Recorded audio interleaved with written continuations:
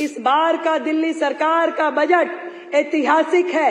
1 लाख करोड़ रुपए का प्रस्तावित किया गया है। 1 लाख करोड़ रुपए का बजट प्रस्तावित किया गया है। 1 लाख करोड़ रुपए का बजट।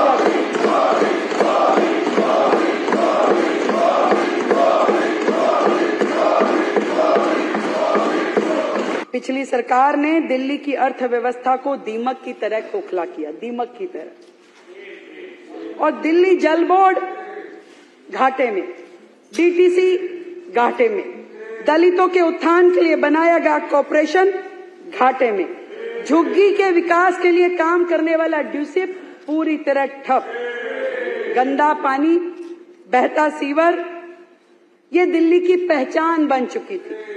और ऐसे में इस सरकार का हमारे पास आना और इसको चलाना किसी चैलेंज से कम नहीं है सर, किसी चैलेंज से कम नहीं है।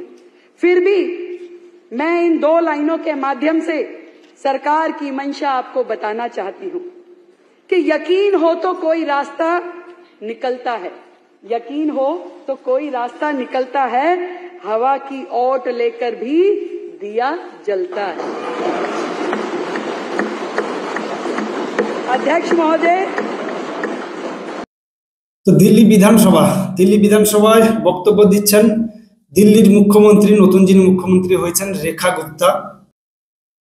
তো তিনি পরিষ্কার জানালেন যে এবারে দিল্লির জন্য যে বরাদ্দ হয়েছে কেন্দ্র থেকে 1 লক্ষ কোটি টাকা, মানে চিন্তা করতে পারছেন যে টাকা অ্যালটমেন্ট হয়েছে তাতে দিল্লিবাসী, আমার তো মনে হয় পুরো একদম, যদিও পশ্চিমবঙ্গে এই টাকাটার কোনো ভ্যালু নেই, 1 লক্ষ কোটি টাকা পশ্চিমবঙ্গে ওই তৃণমূলের পঞ্চায়েত প্রধানের কাছেও থাকে, ঠিক আছে। এখানে এরকম কেউ নেই যে গরিব বলে কেউ নেই, এখানে সবাই বড় লোক। একজন যিনি পঞ্চায়েত থেকে শুরু করে উপর মহল পর্যন্ত কয়েকশো কোটি টাকার মালিক। তো যাই হোক, এখানে দিল্লি বিধানসভায় তিনি ভাষণ দিচ্ছেন, বক্তৃতা রাখছেন রেখা গুপ্তা, দিল্লির মুখ্যমন্ত্রী। তিনি কি বলছেন আগে দেখুন, তারপরে আসছি বিস্তারিত খবরে। मैं आपके माध्यम से पूरी दिल्ली की जनता को यह बताना चाहती हूं कि पिछली सरकार के राज्य में, आज तक की सरकारों के राज्य में 2023-24 का बजट था जो कि सबसे अधिक था, वो था 78,800 करोड़ रुपए। कागजों पे था, हुआ कुछ नहीं था, कागजों पे था, पर था। पहली बार दिल्ली के इतिहास में ऐसा हुआ कि जब 2024-25 का बजट आया तो वो घट करके 2800 करोड़ रुपए घट करके मात्र 76,000 करोड़ रह गया, जो किसी भी राज्य के इतिहास में, दिल्ली के इतिहास में सबसे बुरी स्थिति थी, घट करके 76,000 करोड़। परंतु बड़े गर्व के साथ मैं आज इस सदन के समक्ष बताना चाहती हूं कि इस बार का दिल्ली सरकार का बजट ऐतिहासिक है। 1 लाख करोड़ रुपए का प्रस्तावित किया गया है। 1 लाख करोड़ रुपए का बजट प्रस्तावित किया गया है। 1 लाख करोड़ रुपए का बजट।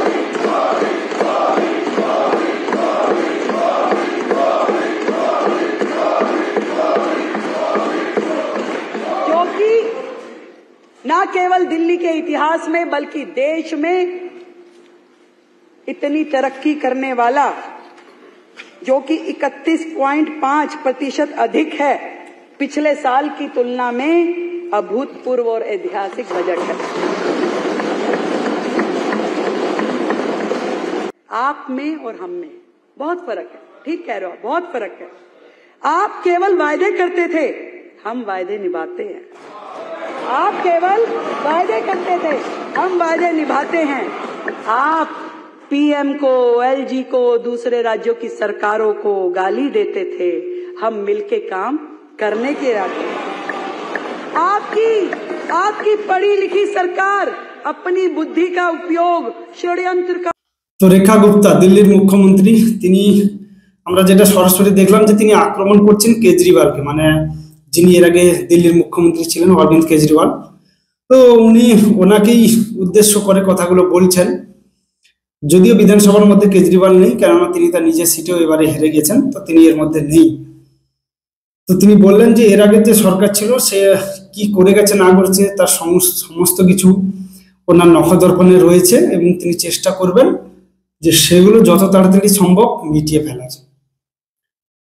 মানে আমরাও চাই যে পশ্চিমবঙ্গে যদি আমরা এরকম একজন মুখ্যমন্ত্রী পেতাম তাহলে খুব ভালো লাগতো আমাদের, কেন এটা এখন পুরো বিনোদনের রাজ্য হয়ে গেছে। আর এখানে সকাল ঘুম থেকে ওঠা থেকে আপনি রাত্রে ঘুমোতে যাওয়া পর্যন্ত মানে শুধু বিনোদন ছাড়া এখানে কিছু পাবেন না।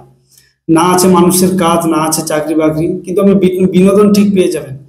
কেউ অঙ্ক বসে বেড়াচ্ছে, কেউ আবার হিসেব দিচ্ছে, কেউ আবার চিৎকার করছে, মানে নানা রকম বিনোদনে ভরপুর পশ্চিমবঙ্গের রাজ্য। যাই হোক, রেখা গুপ্তার এই মন্তব্যের পরেই মোদি মোদি স্লোগান ওঠে বিধানসভার মধ্যে। আর আগামী দিনে দেখার যে কি কাজ করেন উনি দিল্লিতে, সেদিকেও মানুষ তাকিয়ে থাকবে। সবাই ভালো থাকবেন, সুস্থ থাকবেন।